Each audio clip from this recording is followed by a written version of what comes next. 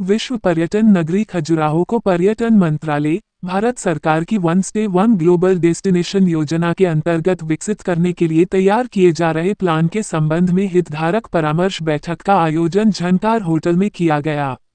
बैठक की अध्यक्षता कलेक्टर पार्थ जायसवाल ने की।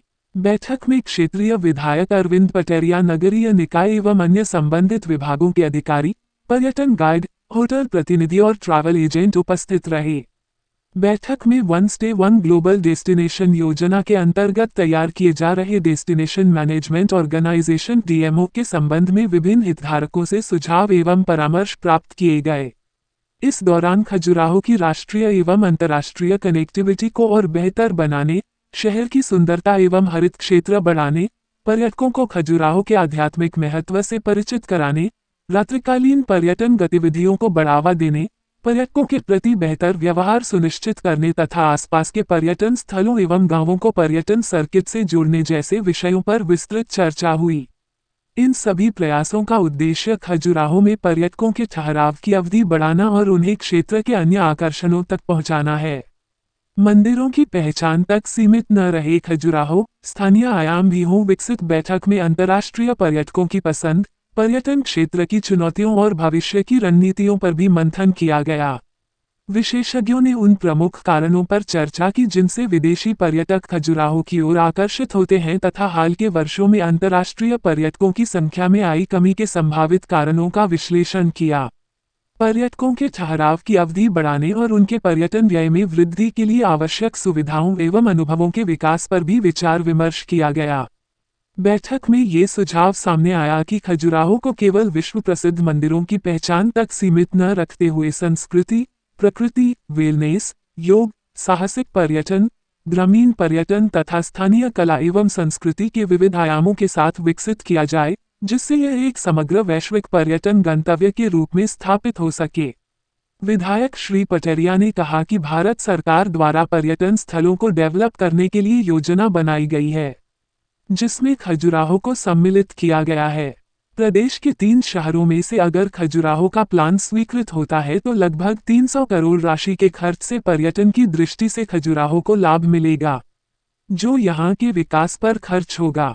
कलेक्टर श्री जायसवाल ने कहा कि खजुराहो को विकसित करने के लिए बहुत ही महत्वपूर्ण सुझाव प्राप्त हुए हैं, जिसे आज हमारे खजुराहो के टूरिज्म के सर्वांगीण विकास को ध्यान में रखते हुए टूरिज्म डिपार्टमेंट भोपाल के वरिष्ठ अधिकारीगण आज बैठक में शामिल हुए, जिसमें खजुराहो के विभिन्न जनप्रतिनिधिगण, हमारे होटल एसोसिएशन के मेंबर्स, टूर गाइड और अन्य सम्माननीय नागरिकगण जिनके द्वारा बहुत अच्छे सुझाव किस प्रकार से ओवरऑल डेवलपमेंट किया जा सकता है उसके संबंध में दिए गए।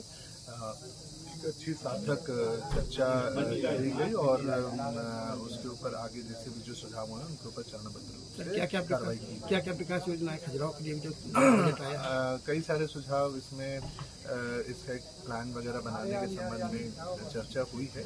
उन सभी चर्चा के ऊपर निर्णय अब आगामी महीनों में निर्णय लिया जाएगा। हमारी भारत सरकार के द्वारा जो भी हमारे पर्यटन स्थल हैं उनको डेवलप करने के लिए हमारी सरकार ने योजना बनाई है, उसमें खजुराहो को भी सम्मिलित किया है।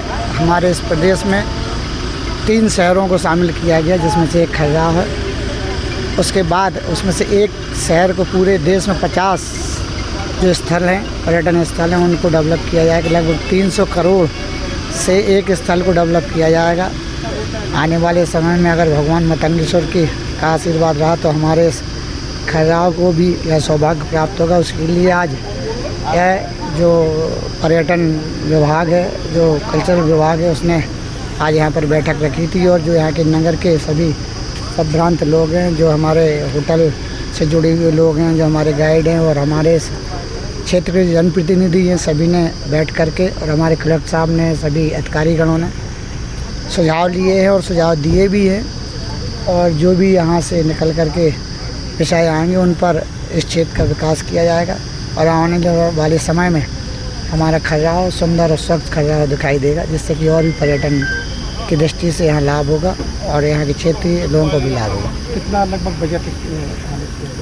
मैंने बताया ना कि लगभग 250 से 300 करोड़ के लगभग एक स्थान को डेवलप करने के लिए राशि खर्च की जाएगी।